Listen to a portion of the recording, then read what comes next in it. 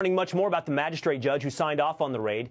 His name, Judge Bruce Reinhart. Now, he's a Barack Obama donor who also, get this, defended associates of convicted pedophile Jeffrey Epstein, who definitely did not kill himself. Sean Davis is CEO of The Federalist, and he joins us to assess. Sean, great to see you tonight.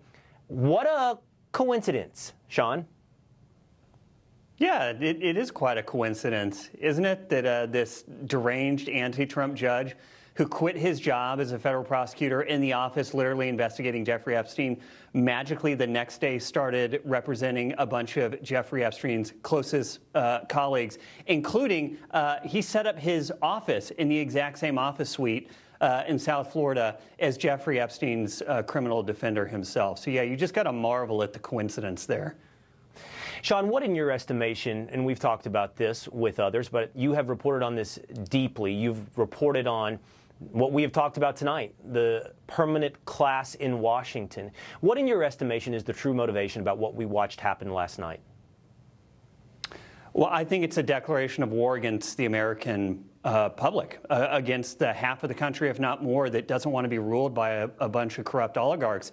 It's easy to look at what happened and say, oh, it's just about Trump. It's just about, Donald Trump and, he's kind of different. It's not about anything else. No, this is about the ruling elites, the deep state, whatever you want to call it, the oligarchy, deciding that it is up to them to pick who we get to vote for, and that it's up to them to decide who gets to be on the ballot when Republicans vote. This was a declaration of war against the American public for having the audacity to think they get to decide who represents them, because it is obvious what this was about. This was about disqualifying Donald Trump from ever running again. This is their kill shot to take out Donald Trump's political career. And unfortunately for them, I think it's going to backfire, but it's not going to undo the damage that they've done with these Stasi tactics. No, and the damage won't require a conviction. It will simply require a fight. It will simply require a distraction. Sean Davis, always great to hear from you. Thank you. Thank you. All right, so for the last 24 hours on MSNBC, a parade of legal analysts and former FBI officials have been chirping about the rule of law. Here's a small sample. There is a principle at stake. And this is where you hope that Republicans understand that this is a question about the rule of law. It's going to get rough, but the rule of law is going to prevail because it has to. I believe so much in the rule of law, and what it signifies to me, the news yesterday, is the Justice Department is returning to its historical position as a law enforcement agency above politics, trying to do the right thing. Vladimir Putin, he doesn't believe in the rule of law. She doesn't, laughs at the idea of the rule of law. They all systematically work to break down the rule of law, just like Donald Trump. Well, that's fascinating. Can you have the rule of law without equal treatment under the law? But the feds, you see, they never raided James Clapper or John Brennan for spying on Americans and lying to Congress. They never even raised the idea of raiding Hillary Clinton for storing classified materials on a server and wiping her emails after getting a subpoena. Why not? James Gagliano is a retired FBI supervisory special agent, and he joins us now. James, thank you for being with us. In that montage, you heard a lot about the rule of law over partisan politics. Therefore, I should assume there's a raid coming for Eric Swalwell and Hunter Biden, right?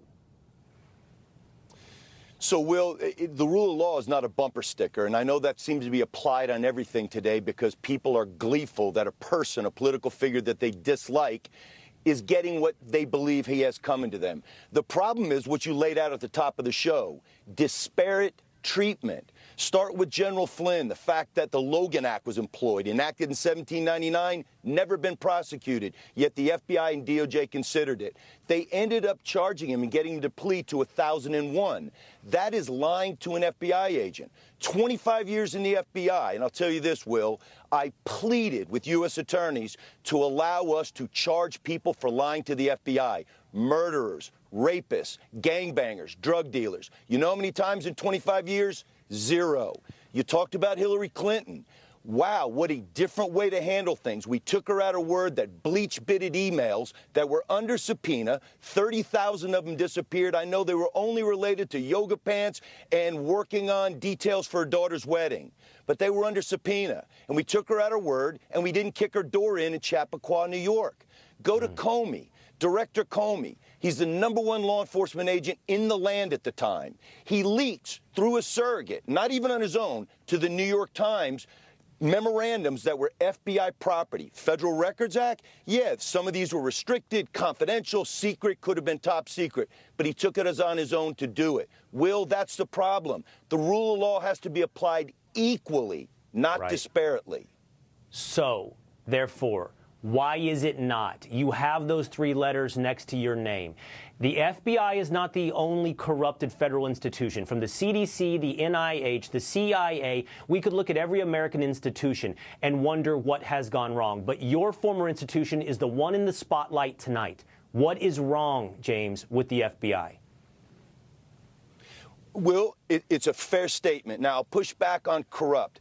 What the problems are is at the upper echelons. We know that the FBI director and the attorney general are political appointees.